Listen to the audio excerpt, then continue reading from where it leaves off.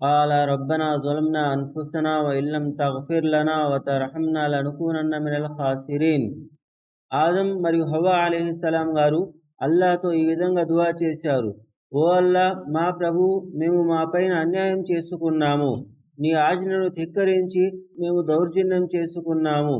నువ్వు గనక మమ్మల్ని క్షమించకపోతే, కరుణించకపోయినట్లయితే మేము దుర్మార్గుల్లో చేరిపోతాము, నష్టం పొందే వాళ్ళలో చేరిపోతాము. కాబట్టి మమ్మల్ని క్షమించు అని దువా చేశారు.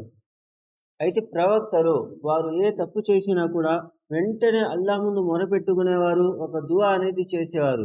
దాని ఫలితంగానే ఈరోజు ముహమ్మద్ సల్లల్లాహు అలైహి వసల్లం గారు మనకి ఖురాన్లో కొన్ని దువాలు నేర్పించారు.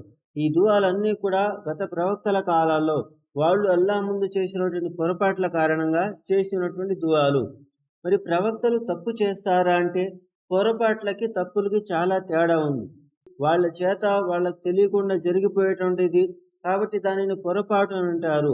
ఆ పొరపాటు తెలిసిన వెంటనే సరి చేసుకుంటారు. కానీ తప్పు అలా కాదు.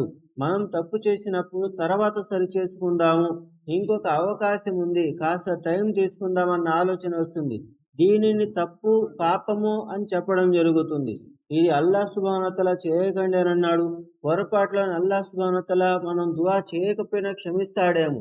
కానీ పాపాలు ఎవరైతే బహిరంగంగా చేస్తారో, పైగా అందరికీ చూపించుకుంటూ చేస్తారు, అలాంటి వ్యక్తులకి క్షమాపణ కూడా లేదు అని ముహమ్మద్ సల్లల్లాహు అలైహి వసల్లం గారు అన్నారు. కుల్లు ఉమ్మతి ముఆఫన్ ఇల్లల్ ముజాహిరీన్.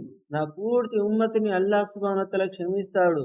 కానీ ముజాహిర్లు బహిరంగంగా చిన్న చిన్న తప్పులే కావచ్చు, బహిరంగంగా అందరినీ చూపించుకుంటూ చేస్తారో వారికి క్షమాపణ లేదు అని తెలియచేశారు. కాబట్టి మన దగ్గర ఏ పాపము అనేది ఉండకూడదు.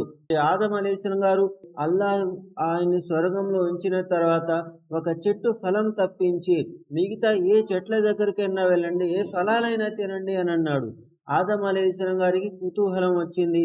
ప్రతి మనిషికి కూడా ఆ కుతూహలం అనేది ఉంది. మొట్టమొదటి మానవుడు ఆదం అలైహిస్సలాం గారు, హవ్వ అలైహిస్సలాం గారు ఇద్దరి దగ్గరికి శైతాను రకరకాల ఆలోచనలు తీసుకొస్తూ ఉండేవాడు. ఆ ఆలోచనల కారణంగా ఆదం అలైహిస్సలాం గారు, హవ్వ అలైహిస్సలాం గారు ఆ ఫలం తిందాం అనుకుంటూ ఉన్నారు. ఆ ఆలోచనలు పెంచి పెంచి చివరాఖరికి ఆ చెట్టు ఫలాన్ని తినేలా చేసేసాడు.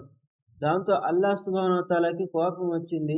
నేను తినొద్దని చెప్పాను కదా అని అల్లాహ్ సుబ్హానహు వ తఆలా అంటాడు.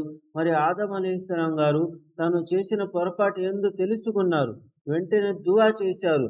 రబ్బనా జలమ్నా అన్ఫుసనా, నా మీద దుర్మార్గం చేసుకున్నాము, అన్యాయం చేసుకున్నాము.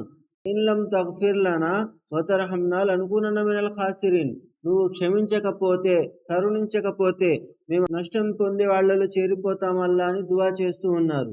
మరి మనం కూడా ఇలాంటి దువాలే చేసుకుంటూ ఉండాలి. పైగా ఇదే దువా చేస్తూ ఉండాలి. అల్లా మమ్మల్ని క్షమించు. మనం ఇంట్లలో బయటలో ఏ ఏ పాపాలు చేసే ఉంటాము.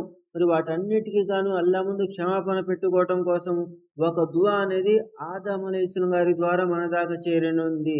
కాబట్టి ఈ దువాని మనం చేసుకుంటూ ఉండాలి. అలాగే యూనుస్ అలైహిస్సలాం గారు ఖురాన్ గ్రంథంలో ఆయన గురించి ప్రస్తావించటం జరిగింది. ఆయన ఎప్పుడైతే ఒక పడవ సముద్రంలో దూకారో ఒక చేప కడుపులో వెళ్ళిపోతారు. యూనుస్ అలైహిస్సలాం గారు 3 రోజుల దాకా చేప కడుపులో సజీవంగా ఉన్నారు. మరి ఆ చీకటి లోపల అల్లాహ్తో దువా చేశారు.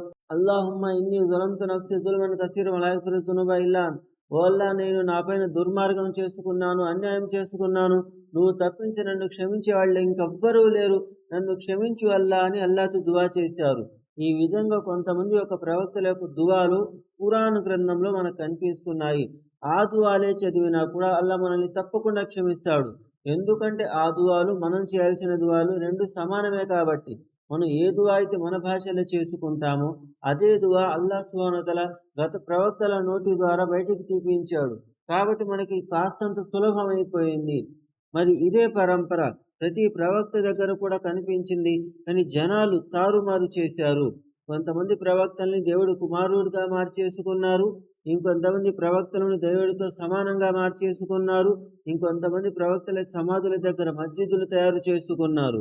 ముహమ్మద్ సల్లల్లాహు అలైహి వసల్లం గారు అన్నారు, లా తతఖిదు ఖబరి ఈదా, అల్లాహుమ్మా లా తజ్అల్ ఖబరి వసనా, లానల్లాహుల్ యహూద వన్ నసారా ఇత్తఖదు ఖుబూర అంబియాహిమ్ మసాజిద్. యూదులు నసరేతుల మీద అల్లాహ్ యొక్క శాపం కురుస్తుంది.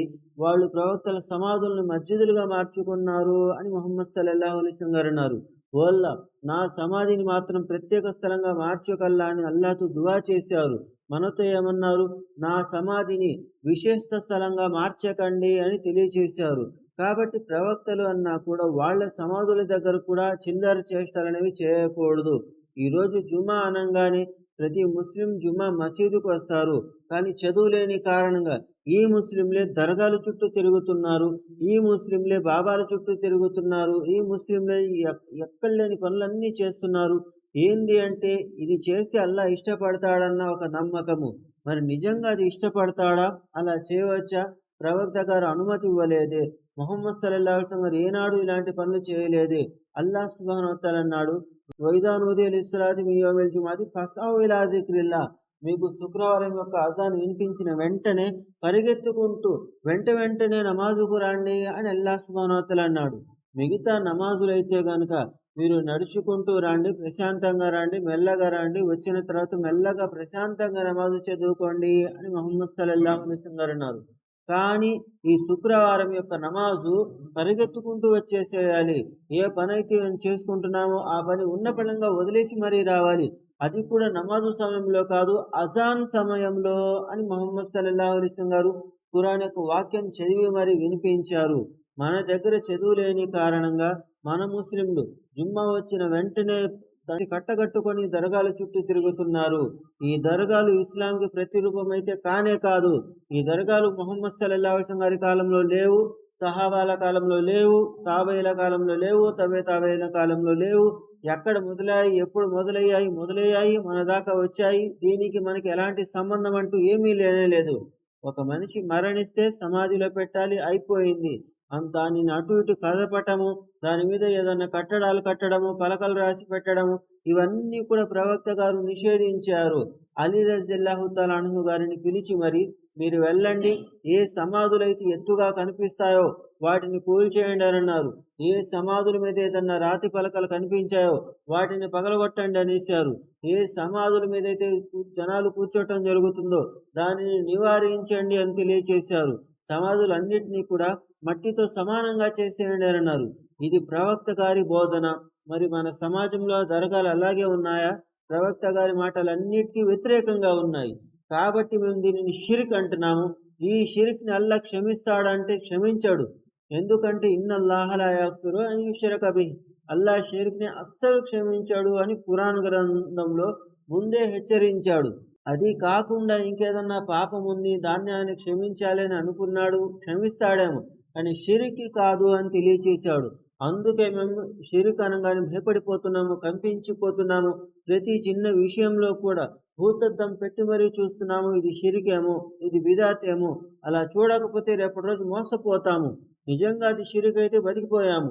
షిర్క్ కాదు, ఇప్పుడేంది జాగ్రత్త పడ్డాము.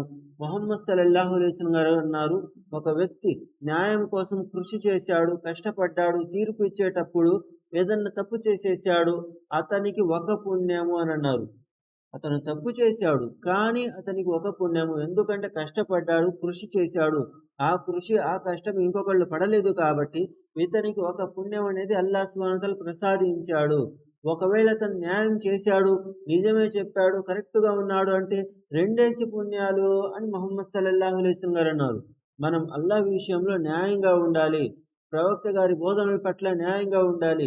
మనకు తెలియకుండా ఏదైనా పొరపాటు చేశామన్నా కూడా అల్లాహ్ క్షమిస్తాడేమో, ఆ పొరపాటుని పట్టించుకోకుండా ఒక పుణ్యం ఇస్తాడేమో. కానీ షిరిక్ చేసేసాము, ఇప్పుడు ఏంది అంటే నరకానికి వెళ్ళిపోండి అనేస్తాడు. అలాగే ఈసా అలైహిస్సలాం గారి గురించి మన పండితులు బైబుల్ చదవటానికి అనుమతించేవాళ్ళు కాదు. ముహమ్మద్ సల్లల్లాహు అలైహి వసల్లం గారు ఏమన్నారు? వలా తుసద్దిఖూహు వలా తుకజ్జిబూహు. ఆ మాటలు విన్నాక దాన్ని నిజమని ధృవీకరించకండి, అబద్ధమని కొట్టిపారేయకండి అని అన్నారు. మరి ఇప్పుడు మేము ఏం చేయాలి అంటే, వింటే విన్నాము, లేకపోతే లేదు, అంతవరకు మాత్రమే. హదీసు బనీ ఇస్రాయిల్ వలా హరజ్. బనీ ఇస్రాయిల్ యొక్క మాటలు వినిపించినట్లయితే చెప్పుకుంటే చెప్పుకోండి, లేకపోతే లేదు, కానీ దానిని ధృవీకరించకండి, తిరస్కరించకండి అని అన్నారు. బైబిల్లో ఏ ఒక వాక్యం ఏం కనిపించింది? ఈసా అలైహిస్సలాం గారు యేసు వారు దువా చేశారు.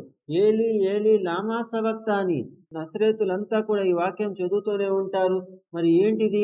ఏలియా ఏలియా నన్ను ఎందుకు చేయి విడిచేశావు?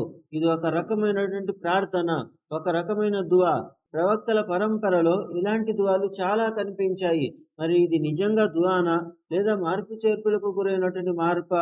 ఏదో దువా చేస్తే జనాలు ఇంకేదో రాశారా? మనకి ఏమీ తెలియదు కాబట్టి.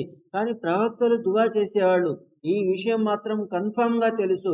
100% వాళ్ళు దువాలు చేసేవాళ్ళు. అల్లా ముందు మొరపెట్టుకునేవాళ్ళు.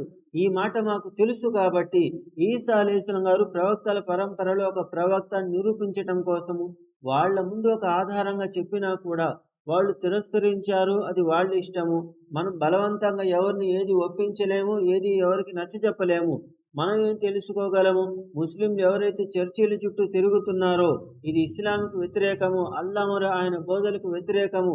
పైగా ఈసా అలైహిస్సలాం గారు అల్లాకు కుమారుడైతే కానే కాదు. ఖురాన్ దీనికి 100% సంపూర్ణంగా భిన్నము. అల్లాకు ఎలాంటి సంతానం లేనే లేదు. ఒకవేళ సంతానం ఉన్నట్లయితే గనక మొట్టమొదటిగా ఆజ్ఞ ముహమ్మద్ సల్లల్లాహు అలైహి వసల్లం గారికి వచ్చేది. ముహమ్మద్ సల్లల్లాహు అలైహి వసల్లం గారు మీరు వెళ్ళి ఆయనకి ఆరాధన చేయండి, ఆయన కుమారుడికి కూడా ఆరాధన చేయండి అని ఆజ్ఞ వచ్చేది. కానీ అది రాలేదు. ఎందుకంటే ఆయనకి సంతానమే లేదు. సంతానం ఉండటం కోసం భార్య అవసరం కూడా లేనే లేదు. ఇది అల్లాహ్ సుబ్హానహు వ తఆలా యొక్క వ్యక్తిత్వము. ఆయన స్వతహాగా అల్లాహ్, ఆయన భాగస్వామ్యంలో మరెవ్వరూ లేరు అని ఖురాన్ మనకు గుర్తు చేసింది.